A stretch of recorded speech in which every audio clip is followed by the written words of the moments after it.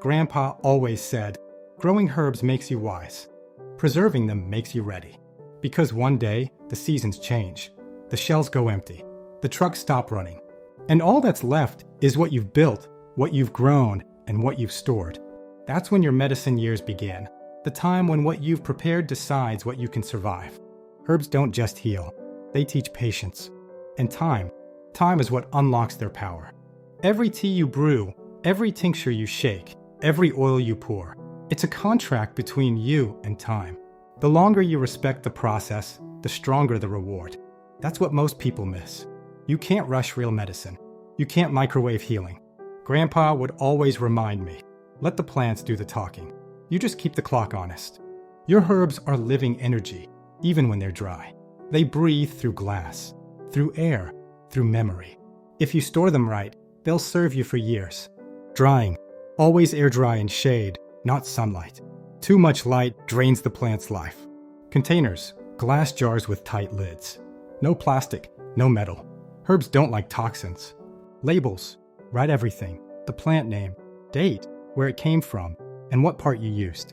Storage, cool, dark, dry place, away from heat, moisture, and light.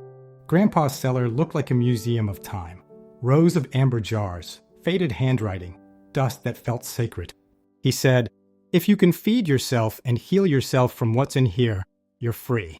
And he was right. Your medicine isn't a one-time harvest. It's a living calendar.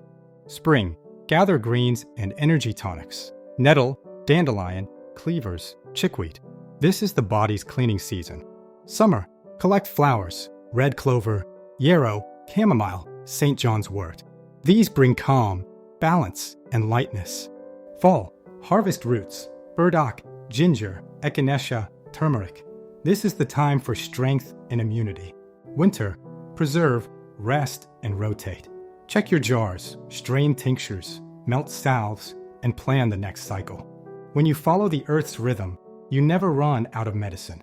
You just trade what's fresh for what's seasoned. Tinctures are the backbone of the survival apothecary. They're concentrated, portable, and powerful, the medicine that waits patiently. When made with alcohol, they can last a decade or longer if stored right. With apple cider vinegar or glycerin, they'll last a few years. Label the date and ingredients. Shake once a month to keep it active. And remember, one dropper bottle is worth a shelf of leaves. That's efficiency the modern world forgot. Grandpa didn't call it science. He called it the seed-to-salve cycle. It meant knowing every step, from planting the seed to harvesting, to preserving, to healing. That's when you stop depending on chance and start practicing mastery. He'd plant in the spring, dry in the summer, extract in the fall, and heal through the winter. By year 2, he didn't just have herbs. He had systems, teas for calm, tinctures for energy, salves for pain, oils for sleep. He wasn't just ready for a bad season. He was ready for a bad decade. A good oil can outlast its maker if stored right. Use olive oil, coconut oil, or jojoba as your base. They resist rancidity. Add dried herbs. Warm them low and slow for 4 to 6 hours, or let them infuse naturally for 6 weeks. To preserve, strain and seal in amber bottles. For salves, melt beeswax into the oil until it firms. If you want it to last longer, add a few drops of vitamin E. That's how Grandpa's burdock and comfort salve stayed fresh for 2 years straight. When you opened it, it still smelled alive. Light is energy, and energy fades with exposure. That's why every true herbalist stores their medicine in the dark, not out of superstition, but preservation. The moment you protect a herb from sunlight, you freeze its life in time. The oils don't oxidize. The potency stays locked. That's why ancient apothecaries looked like caves, walls lined with glass, shelves cool and silent. The darkness wasn't absence. It was respect. If the world shut down tomorrow, what would you need to stay alive? Grandpa's answer was simple. Water you can purify, food you can grow, medicine you can make. That's the holy trinity of survival. If you have all three, you can live anywhere. Your apothecary should reflect that. Here's the short list, his top 10 keepers for long-term survival. Garlic tincture, elderberry syrup, burdock root powder, mullein oil, comfort salve, nettle tea, peppermint oil, ginger tincture, yarrow, plantain balm. That's a pharmacy without dependence.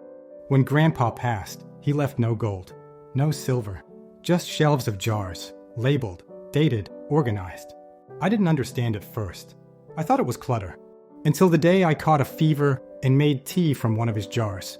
Within hours, I felt warmth and calm, and it hit me. I was drinking his memory.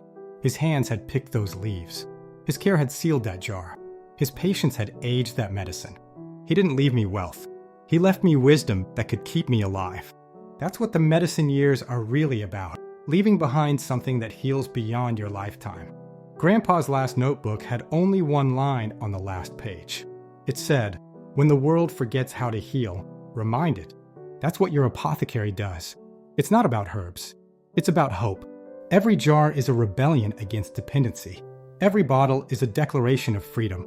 Every plant is a reminder that God, nature, and time already gave us everything we need. The only question left is whether we'll remember to use it. So build your medicine years now while you still can. Start your jars. Learn your plants. Teach your kids. Because the true wealth of a healer isn't money. It's memory. It's skill. It's independence. And when the next storm hits, you won't panic. You'll reach for a jar, whisper a thank you, and remember what the world forgot. That's the real power. That's the herbal masked prepper way.